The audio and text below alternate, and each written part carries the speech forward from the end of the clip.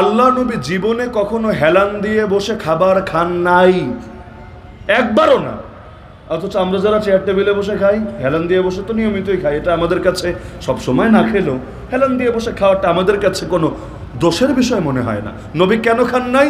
শুধুমাত্র এজন্য, আল্লাহর পক্ষ থেকে এসেছে এই নেয়ামত। আমি একটা বান্দা, একটা গোলাম। আজলিসু কামা ইয়াজলিসুল আবদু ওয়া আকুলু কামা ইয়াকুলুল আবদু। আমি ঠিক সেভাবে খাবো যেভাবে একটা গোলাম খায়, আমি ঠিক সেভাবে বসবো যেভাবে একটা গোলাম বসে। এমনকি খাবার পড়ে গেলে ওঠানোর কথা আসলো কেন?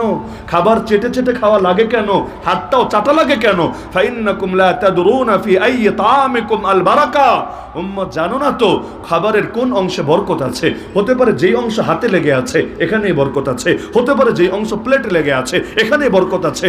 এই বরকত যদি তোমার ভেতরে না যায়, রোগ ব্যাধি সারবে কিভাবে? বরকত যদি তোমার ভেতরে না যায়, তাহলে এই খাবারটা তোমার মধ্যে ভালোভাবে কাজে লাগবে কিভাবে? বরকত যদি না আসে, শুধু খাবারের দ্বারা ক্ষতি আর ক্ষতি হবে। কখনো পেট খারাপ, কখনো এই রোগ, কখনো সেই রোগ। এক খাবার থেকে যে পরিমাণ রোগ হয়, দ্বিতীয় কোনো কিছু থেকে আমাদের দেহে এত রোগ হয় না। তো বরকত না পেলে তো হবেই হবে।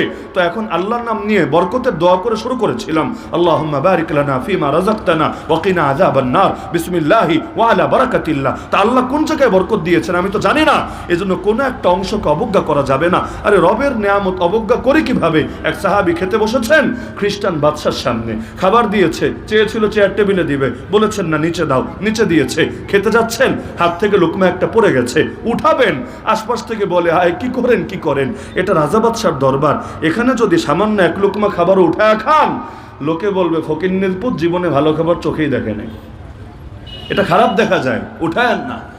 তিনি বললেন আতরুকু সুন্নাতে হাবিবি লিহাউলাইল হুমাকা।